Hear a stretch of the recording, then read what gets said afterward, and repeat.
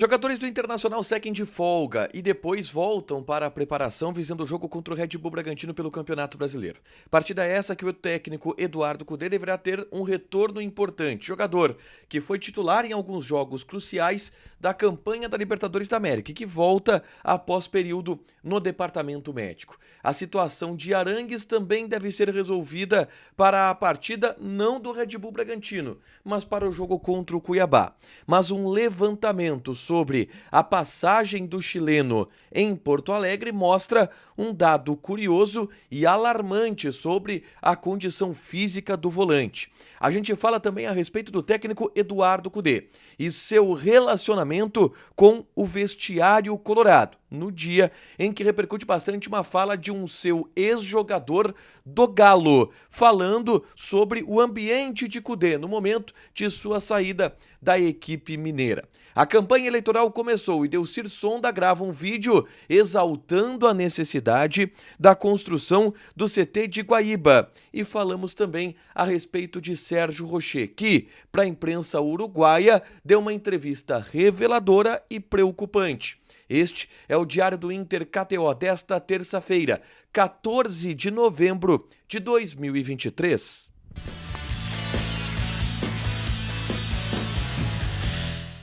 Tudo bem, gente? Obrigado pela participação aqui. Não esquece de deixar teu like, te inscrever, de ativar as notificações. Bora falar do Internacional aqui no A Dupla. Nesse vídeo, um resumo do que de mais importante aconteceu no Noticiário Colorado ao longo dessa terça-feira. Vamos começar falando sobre o factual do Inter, porque os jogadores não treinaram hoje de novo, eles só se reapresentam na quinta-feira em função desta folga de data FIFA, tá?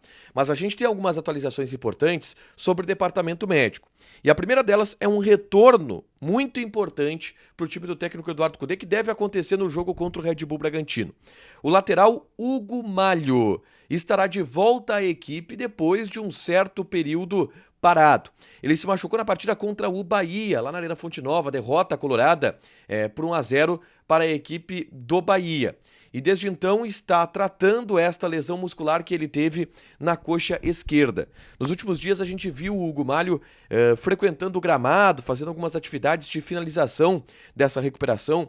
E a expectativa colorada é que no jogo contra o Red Bull Bragantino ele já esteja à disposição. E isso é importante porque o Cudê, primeiro, confia muito no Hugo Malho, que foi um cara importante na Libertadores da América. Ele foi titular em jogos cruciais, ele foi titular nos 2 jogos contra o Fluminense, foi titular na partida contra o Bolívar, no jogo da volta no Beira-Rio, como zagueiro, se consolidou dessa forma, estava jogando muito bem o Hugo Malho, e ele também é um coringa pro Cudê, né? Porque ele pode jogar como zagueiro, mas ele pode jogar como lateral direito e também como lateral esquerdo.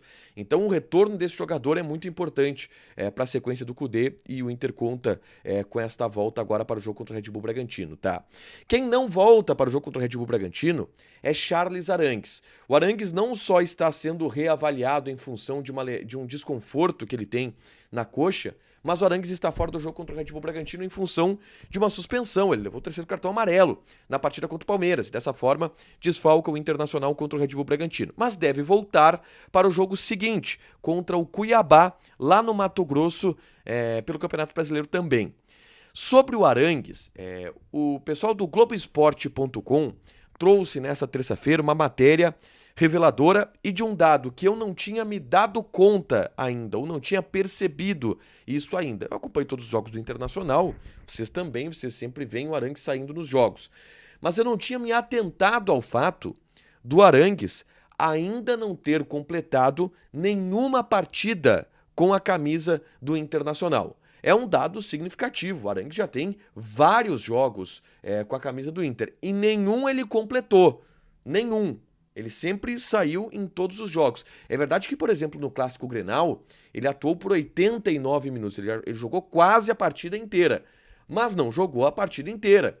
Inclusive, quando o Arangues sai, o Grêmio faz uma certa pressão ali. Não atua a partida inteira. Isso não aconteceu ainda. É um dado que eu não tinha me dado por conta ainda e que é alarmante a respeito da condição física do volante chileno, que obviamente se espera que no ano que vem, com uma pré-temporada, tenha uma condição física bem melhor. O Alan Patrick, no ano passado, era um cara que saía em todos os jogos também, e na pré-temporada foi um cara que cresceu muito, naquela crise física do Internacional, sempre se disse, o Alan Patrick é exceção porque ele está muito bem fisicamente. Vamos ver o que vai acontecer em relação ao futuro do Charles Arangues, tá? Eu quero falar agora sobre o técnico Eduardo Cudê, porque repercutiu muito nessa terça-feira uma fala do atacante Paulinho do Atlético Mineiro, que trabalhou com Eduardo Cudê no Galo e contou bastidores da saída de Cudê no Galo. E Paulinho saiu em defesa, de certa forma, do técnico Eduardo Cudê. Elogiou muito o treinador, falou que todos os embates que o Cudê teve foram em função dele querer ganhar, dele querer ter um grupo mais competitivo, dele querer que o Atlético tivesse posições maiores no Campeonato Brasileiro e que isso gerou um descontentamento da direção e tudo mais e ocasionou a saída dele. E repercutiu muito isso, tá? Porque muitos comparam a saída do Cudê do Atlético com a saída do Cudê do Inter em 2020. E de fato, existem semelhanças, porque nos dois casos, o ambiente de Cudê com a direção ficou insustentável. E é verdade que no caso do Inter, tinha a proposta do Celta de Vigo também, que se não fosse a proposta do Celta de Vigo, o Cudê provavelmente não teria saído, tá? Ele saiu também pela proposta do Celta de Vigo. Não teve isso no Atlético Mineiro. Mas nos dois casos teve briga com a direção, pelo fato do Cudê cobrar reforços, pedir reforços. E o que o Paulinho traz é uma realidade que também era do vestiário do Internacional de 2020, que é: os jogadores do Inter não necessariamente se incomodavam com a ideia do Cudê de pedir jogadores. Eu lembro que o Cudê em 2020, por exemplo, teve aquela célebre frase que diz: por que tu não mexeu no time? E ele: porque o Coutinho não quis entrar, fazendo alusão que o banco de reservas do Inter não era tão bom assim. E o Cudê, por incrível que pareça, mesmo falando isso, sempre conseguiu manter o grupo com a corda esticada, sempre conseguiu manter a moral do grupo de jogadores com ele, tanto que ele trouxe vários jogadores do Internacional levou vários jogadores do Inter para o Atlético Mineiro quando ele treinou por lá. E no mesmo dia, tá? E a gente teve essa informação ao longo da semana, o João Batista Filho teve este relato de dentro do vestiário do Internacional, e acho que é um relato interessante para a gente trazer sobre o atual ambiente do vestiário do técnico Eduardo Cudê, de que existem alguns jogadores que estão chateados, que estão insatisfeitos com o atual momento, inclusive do técnico Eduardo Cudê.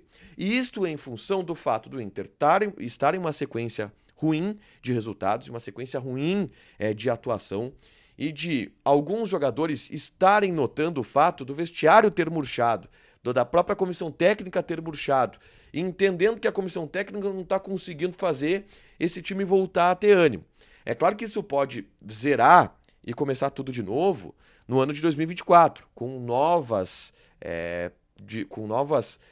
objetivos para o elenco, tá? Mas esse fim de temporada do Inter, ele tá bem melancólico. E isto impacta o vestiário. E repito, é relato de vestiário, que vem de jogadores. Alguns atletas estão insatisfeitos com o momento do Inter e com o momento de Eduardo Cudê. O que, vamos lá, é normal.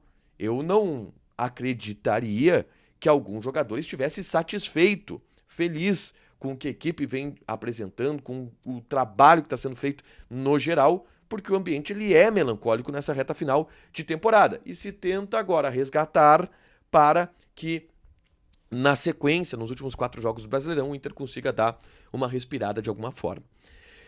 Quero falar sobre Sérgio Rochet. Na tarde dessa terça-feira eu gravei um vídeo repercutindo a entrevista que ele deu no aeroporto em Montevidéu para alguns repórteres uruguaios. E uma entrevista preocupante de Sérgio Rochet, tá?